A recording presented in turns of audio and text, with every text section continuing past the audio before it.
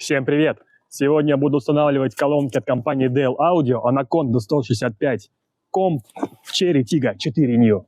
Динамики задние я установил. Более подробно можете зайти в основной канал, там есть видео, как я собирал данные динамики. А дальше будет тест, и я надеюсь, что все будет хорошо.